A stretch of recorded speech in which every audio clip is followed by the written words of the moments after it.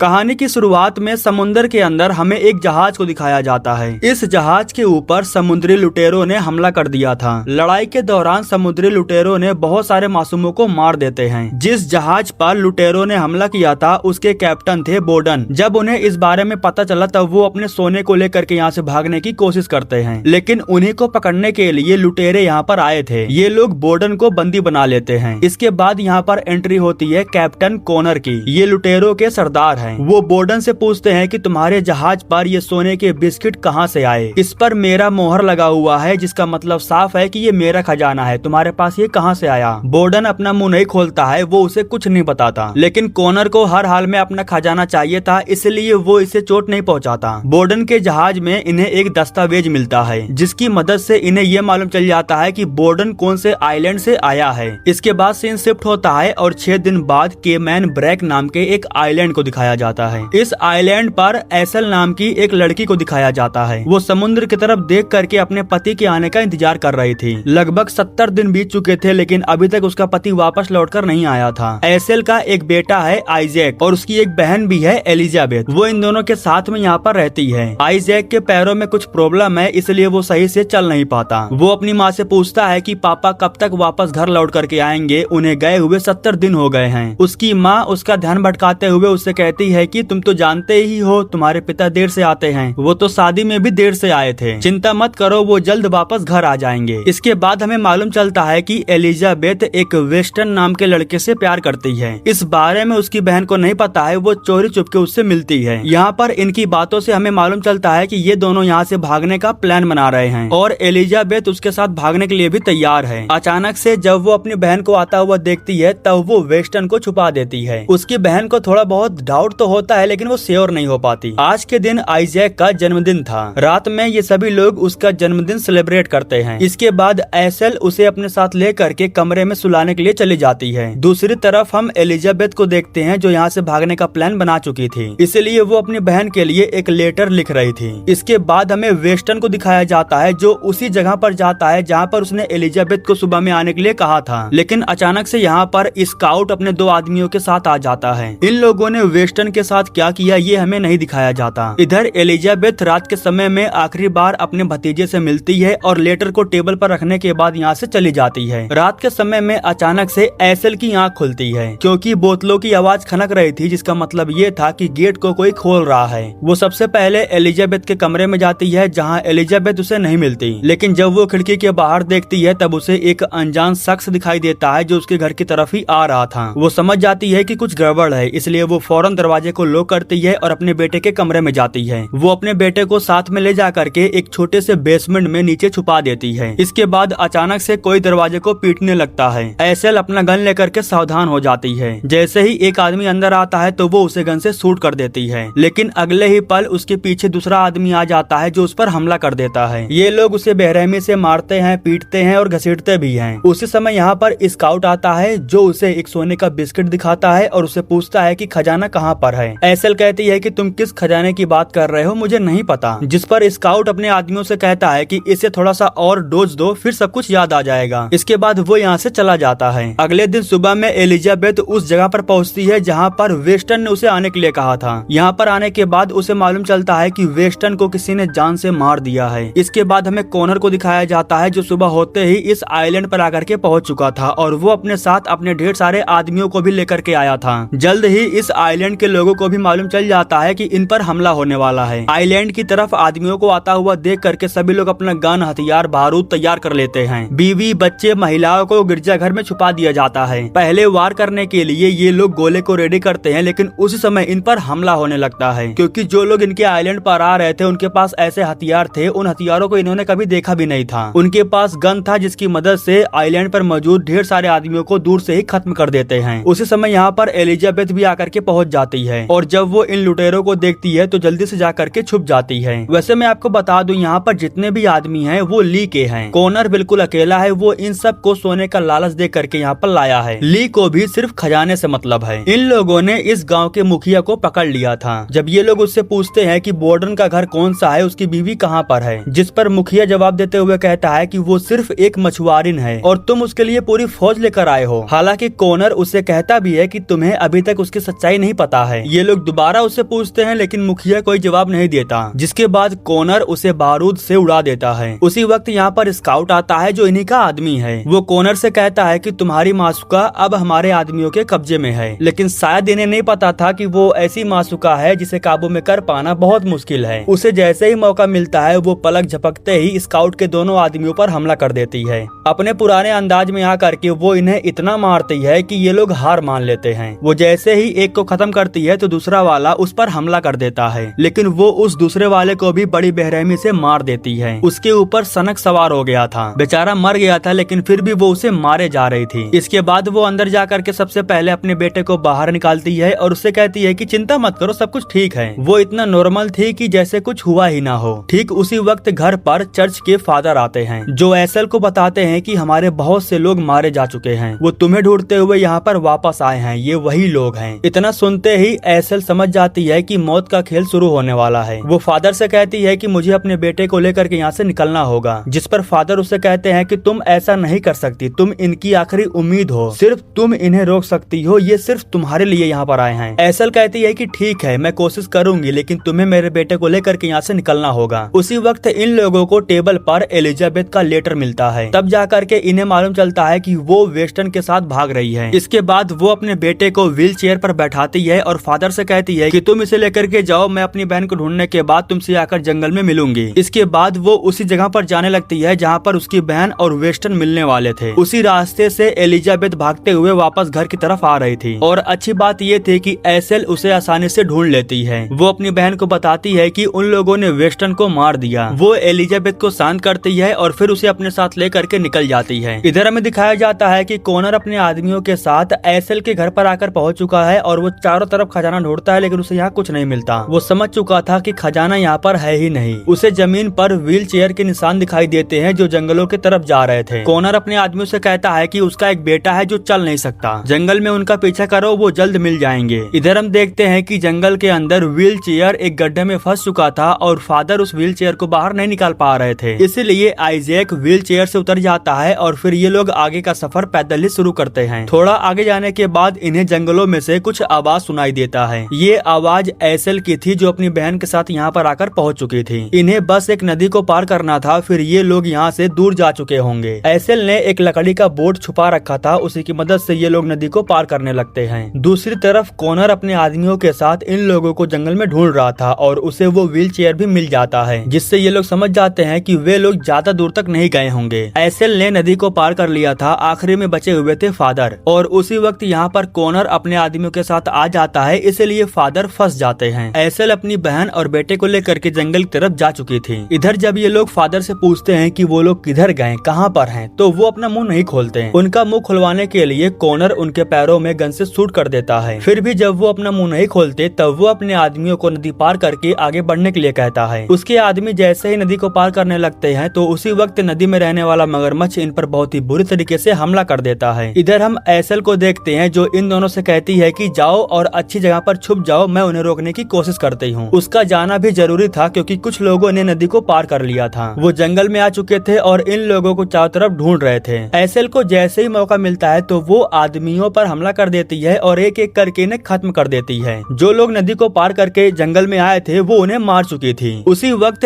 Acyl को एक आवाज सुनाई देती है। कॉनर उससे कहता है कि पकड़म पकड़ाई बहुत खेल लिए, अब मैं जितना कहता हूँ चुपचाप बस उतना सुनो। अगर अपने पति को जिंदा देखना चाहती हो तो चुपचाप रात के समय में सोना ले करके अपने ही घर पर आ जाना। तुम मुझे मेरा खजाना दोगी और उसके बदले में मैं तुम्हारा पति लौटाऊंगा, और अगर नहीं आई तो मैं तुम्हारे पति को मार दूंगा। इसके बाद एसल जोर से चिल्लाती है जिसका मतलब हाँ था। ये कैप्टन का लैंग्वेज है इसलिए हम इसे नहीं समझ सकते। इसके बाद एसल इन दोनों को लेकर के एक गुफा के अंदर जाती है। इस गुफा के बारे में सिर्फ उसे पता था। ये गुफा कई सालों से इसी जगह पर गुमनाम पड़ा हुआ था। एसल ने इसे ढूंढ निकाला था और वो अपने सारे कीमती सामानों को ला करके इसी में रखती थी। अंदर जाते ही एलिजाबेथ उससे पूछती है कि ये सब क्या था, तुम उन लोगों को उड़ उड़ करके कैसे मार रही थी। एसल को पता था कि अब उसका राज खुल चुका है, इसलिए झूठ बोलने का कोई फायदा नहीं है। वो अपनी बहन और अपने बेटे को बताती है कि एक समय मैं अपने जहाज की कप्तान हुआ करती थी, लेकिन एक दिन जब हम समुद्र से गुजर रहे थे तब कॉनर ने अपने लुटेरों के साथ हम पर हमला कर दिया। उस वक्त मैं बहुत छोटी थी। जहाज पर मौजूद उसने मेरे सारे आदमियों को मार दिया, लेकिन वो मुझे अपने साथ ले गया। उसने मुझे भी लुटेरों लुटेरों को गैंग में शामिल किया और फिर मुझे भी हत्यारिन बना दिया। मैं लुटेरों के बीच में पली बड़ी हूँ, लेकिन बोर्डन से मुलाकात होने के बाद मैंने सब कुछ छोड़ दिया और इस आइलैंड पर एक नई जिंदगी की शुरुआत की। लेकिन अब ये लोग इस सोने के पीछे पड़े हुए हैं जो उनका नहीं है, ये हमारी विरासत है। लेकिन लालची लोग बिना इसे लिए यहाँ से नहीं जाएंगे। इसके बाद एसेल प्लान बना करके सब कुछ रेडी करती है, क्योंकि रात होने से पहले उसे सोना लेकर के जाकर अपने पति को बचाना भी था। वो अपना सारा पुराना हथियार वापस से बाहर निकालती है। वो आइजैक को एक नाव दिखाती है और उससे कहती है कि अगर मैं वापस लौट करके ना आऊँ तो एलिजाबेथ के साथ इसी नाव में बैठकर यहाँ से निकल जाना। मुझे कुछ नहीं होगा, मैं हर हाल में वापस तुम्हारे पास जरूर आ जाऊंगी। इसके बाद हम बोर्डन को देखते हैं, उसे उसके ही घर पर लाया जाता है। जब वो अपने ही घर के बाहर ढेर सारा खून देखता है तो वो काफी डर जाता है। उसे इस बात का डर था कि कहीं उसके बच्चे को कुछ हो न गया हो। बीवी का डर नहीं था, क्योंकि उसे पता है कि उसकी बीवी शेरनी है। एक बार फिर से ली कॉनर से कहता है कि देखो, हमें किसी से कोई मतलब नहीं है, हमें वो सोना लेना है और फिर यहाँ से निकल जाना है। ली को इस बात का डर था कि कहीं कॉनर एसेल से बदला लेने के लिए कुछ गलत न कर बैठे। अब इसके बाद हमें रात का सीन दिखाया जाता है।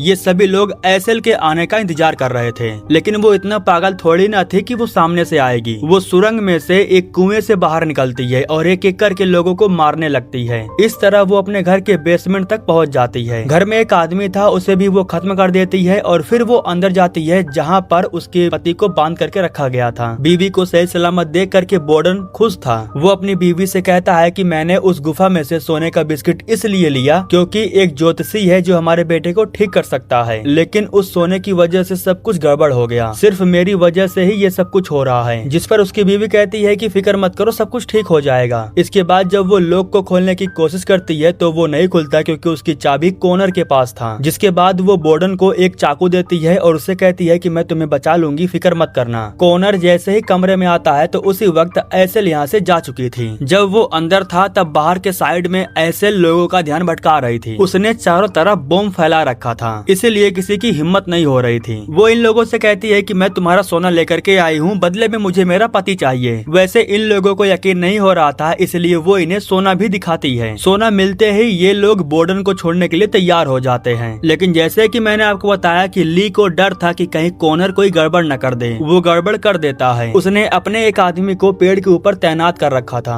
उसे जैसे ही मौका मिलता है तो वो बोर्डन को गन से शूट कर देता है, लेकिन बोर्डन की किस्मत अच्छी थी कि गोली उसे नहीं लगती है, छूकर निकल जाती है। हाँ, लेकिन इसके बाद कॉनर के साथ में उसकी फाइट शुरू हो जाती है। एसेल को भी जैसे ही मौका मिलता है तो वो लोगों को शूट करने लगती है। कुछ समय के फाइट के बाद कॉनर उसे हरा देता है। बोर्डन जमीन पर नीचे गिर चुका था। हालांकि उसी समय एसेल उससे कहती है कि तुम्हारी लड़ाई मुझसे है, उसे छोड़ दो। लेकिन इनके बीच काफी पुरानी दुश्मनी थी और कॉनर को बदला लेना था, इसलिए वो समझौता नहीं करता, वो बोर्डन को खत्म कर देता है। एसेल उसे बचाने के लिए जैसे ही उसकी तरफ भागती है तो उसी वक्त ली उसके पैरों में गन से शूट कर देता है। उसका पति उसके सामने ही दम तोड़ देता है, उसकी मौत हो जाती है। इसके बाद वो एसेल पर हमला करता है। कॉनर उसे मारना नहीं चाहता था, क्योंकि एक वक्त वो उसकी मासूका हुआ करती थी, लेकिन पता नहीं क्यों एसेल ने ही उसे धोखा दिया, उसके खजाने को लूटा और भाग गई। खैर कॉनर उसे कहता है कि हार मान लो और मेरे साथ चलो, लेकिन तभी वो कुएं की रस्सियों को जलाती है और कॉनर को धक्का दे करके कुएं में छलांग लगा देती है। सोने के बॉक्स में बॉम्ब था जो फट जाता है और बहुत सारे लोग जख्मी हो जाते हैं। एसेल कुएं की मदद से सुरंग के जरिए वापस से अपनी लोकेशन पर पहुंच जाती है। इस धमाके के बाद ली के ढेर सारे आदमी मारे जा चुके थे। ये सब नहीं होता अगर कॉनर चुपचाप सोना ले लेता। उसके अंदर बदला लेने की जो तलब है उसी ने ही ये सब करवाया। ली कहता है कि अब हमारे और भी लोग नहीं मारे जाएंगे, हम यहाँ से वापस जा रहे हैं। ये मिशन यहीं पर खत्म होता है। हालांकि कॉनर कहता है कि तुम ऐसा नहीं कर सकते। बहसबाजी में दोनों ही गन निकाल लेते हैं, लेकिन कॉनर पहले उसे शूट कर देता है। ली को खत्म करने के बाद अब उसके आदमी कॉनर के हाथों में आ जाते हैं। वो उसके आदमियों से कहता है कि तुम्हारे इतने लोग मारे गए और अब तुम मकसद छोड़ करके वापस जाना चाहते हो। अगर हमें वो सोना मिल गया तो हम सभी लोग माला माल हो जाएंगे, फिर हम शान से अपनी जिंदगी जी सकते हैं। जो सोना एसेल लेकर के आई थी वो असली नहीं था, वो नकली था। असली सोना अभी भी उसके पास ही पड़ा हुआ है। ली के सारे आदमी कॉनर की बात मान लेते हैं और उसका साथ देने के लिए तैयार हो जाते हैं। इधर हम एसेल को देखते हैं जो जख्मी हालत में थी और एलिजाबेथ उसका इलाज कर रही थी। उसके पैरों में से गोली को निकालती है और टाका लगा देती है। यहाँ वो इन्हें बताती है कि बोर्डन अब इस दुनिया में नहीं रहा, वो हमें छोड़कर जा चुका है। इधर ये लोग एसेल को पूरे घर को जला देते हैं और कुएं के जरिए उस सुरंग को ढूंढने लगते हैं जिसके अंदर एसेल भाग करके गई है। हैं। खून के धब्बों का पीछा करते हुए ये लोग उस सुरंग तक पहुंच जाते हैं। उनके आने से पहले इधर एसेल भी पूरी तैयारी कर रही थी, क्योंकि उसे पता था कि अब ये खेल किसी एक के मरने के बाद ही खत्म होगा। या तो वो मरेगी या फिर कॉनर मरेगा। उसकी बहन और बेटे भी उसका साथ देने के लिए तैयार हो जाते हैं। ये सभी लोग अलग अलग जगह पर हथियार बारूद को छुपा देते हैं। एसेल इन दोनों से फिर से कहती है कि तुम्हें उस नाव में बैठ करके यहाँ से निकलना है, यहाँ पर जो कुछ भी होगा मैं संभाल लूंगी। कुछ समय के बाद कॉनर अपने आदमियों के साथ जैसे ही यहाँ पर आता है तो एसेल छुप करके बैठी हुई थी, वो तुरंत इन पर फायरिंग करने लगती है। एक एक करके न जाने वो कितनों को मौत के घाट सुला देती है। जो उसके करीब जाते हैं वो उन्हें भी अंधेरे का फायदा उठा करके खत्म कर देती है। इस तरह से कॉनर के कई आदमी मारे जाते हैं। इसके बाद वो एसेल को बाहर निकल करके फाइट करने के लिए कहता है। माहौल शांत होते ही एलिजाबेथ आइजैक को लेकर के यहाँ से निकलने वाली थी, लेकिन उसी वक्त यहाँ पर स्काउट आ जाता है जो एलिजाबेथ को पकड़ लेता है। वो तो शुक्र था कि आइजैक उसके हाथों पर अटैक कर देता है, जिसकी वजह से वो एलिजाबेथ को छोड़ देता है और इन्हें यहाँ से निकलने का मौका मिल जाता है। एलिजाबेथ यहाँ से निकलने वाली थी, लेकिन तभी पीछे से स्काउट आकर के उसे पकड़ लेता है। जान बचाने के लिए एलिजाबेथ एक रस्सी को खींचती है, जिसकी वजह से हथियार में से एक तीर बाहर निकलता है जो सीधा उसके छाती पर जाकर लगता है। एलिजाबेथ जब उसके करीब जाती है तब वो उसके गले में वही लॉकेट देखती है जो उसने वेस्टन को दिया था। उसे एहसास हो जाता है कि इसी आदमी ने वेस्टन को मारा था। उसके पास से वो लॉकेट को ले लेती है। इसके बाद हम कॉनर को देखते हैं जो ऊपर एसेल का इंतजार कर रहा था। जब वो यहाँ पर आती है तब इन दोनों के बीच में फाइट होती है। काफी लंबे समय के फाइट में कॉनर उसे बार बार घाव देता है। वो एसेल को जख्मी करके जमीन पर गिरा देता है। वो उसे मौका भी देता है कि वो हार मान ले, लेकिन हार मानने के बजाय वो अपने पति की तरह मरना पसंद करती है। इसीलिए कॉनर उसकी ये ख्वाहिश भी पूरी करने के लिए तैयार हो जाता है। वो एसेल को मारता उससे पहले ही यहाँ पर उसकी बहन आ जाती है जो कॉनर को गन से शूट कर देती है। इस बीच एसेल को मौका मिल जाता है। वो खड़ी होती है और दोबारा से कॉनर पर हमला करके उसे खत्म कर देती है। इस बार वो नहीं बचता है, वो मारा जाता है। लेकिन लड़ाई की वजह से एसेल भी काफी जख्मी हो गई थी, इसलिए वो भी जमीन पर गिर पड़ती है। दूसरी तरफ उसका बेटा नाव को लेकर के आ रहा था। तभी उसे मालूम चलता है कि सारा सोना उसी नाव में छुपाया गया है। उसकी माँ ने सारा सोना उसी में छुपा दिया था। इसी के साथ दोस्तों ये कहानी यहीं पर खत्म हो जाती है।